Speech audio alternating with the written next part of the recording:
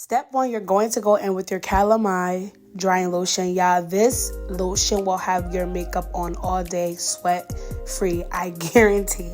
And then we're going to begin to fill in our brows with this dark brown pencil. You could go in with any pencil that is your shade while we let that Calamine drying lotion dry to its fullest.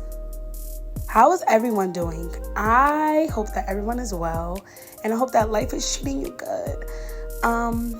What this tutorial is showing you is your basic, I want to say lazy girl routine. Like, I want to do my makeup, but I don't want to do too much, but I want to feel beautiful. Like, you know, I want my makeup done, but I don't want crazy makeup.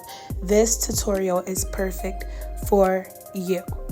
Our next step is to go in with our first light shade of concealer to brighten our T-zone areas. If you are not familiar with your T-zone areas are under your eye, your forehead, under your nose, and under your chin. And you want to go in with a bright concealer because you want those spots to basically radiate. You don't want to use a concealer that's dark or your foundation shade unless that is what you're going for. But for this look, we are going for highlighting those T-zone areas. And that is all we are doing. This concealer is light wear concealer. Like, you do not feel like you have that much makeup on. But if you are someone who has a lot of dark marks, I would suggest going in with a color corrector first and then this concealer.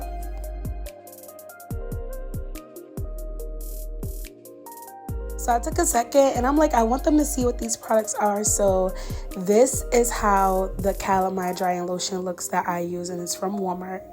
And we're going to go in with this shade of concealer now as our foundation shade.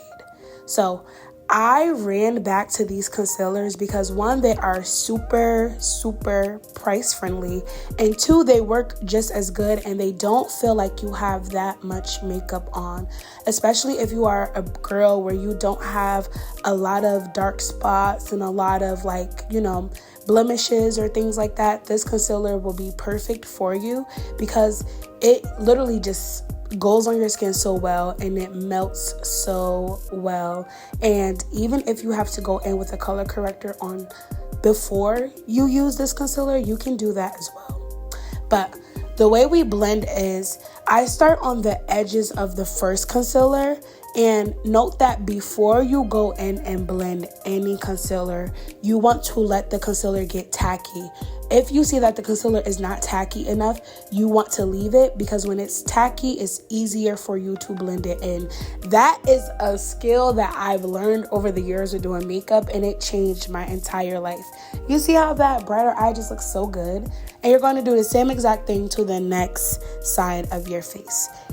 Make sure that the product is tacky before you blend so that it is an easier blend. If the product is not tacky, it's going to move all over the place, and then you're going to have to do more blending or go back in and fix. But with this technique, you don't have to do that.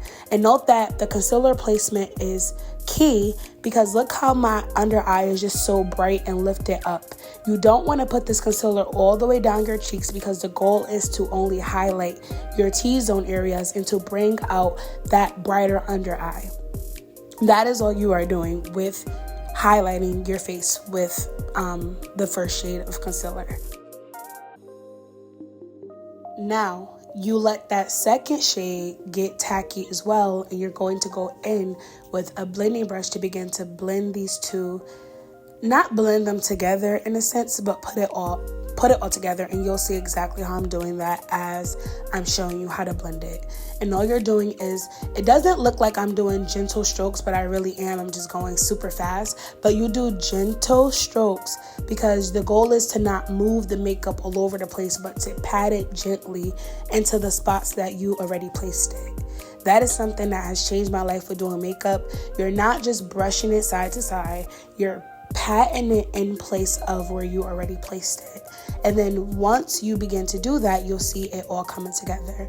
Derma Blend in the shade Original is one of my favorite powders. It just leaves a seamless look. It reduces flashback, like it does what it's supposed to do. And all I'm doing is going in and placing this product on my T-zone areas to set it so it doesn't move and it stays in place.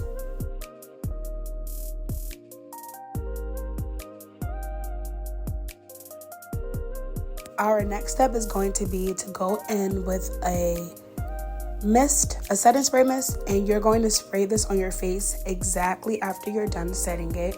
And then you're going to go on top with this Fit Me Pourless powder, and you're going to press this in to your under eye to give that bright under eye more effect.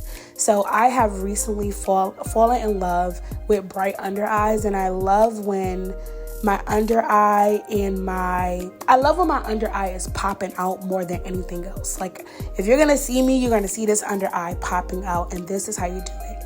Then you're gonna go in with a bronzer to bring your face back to a warm shade. So you don't want to just leave the powders and not warm yourself back up, because you don't want to look like a ghost.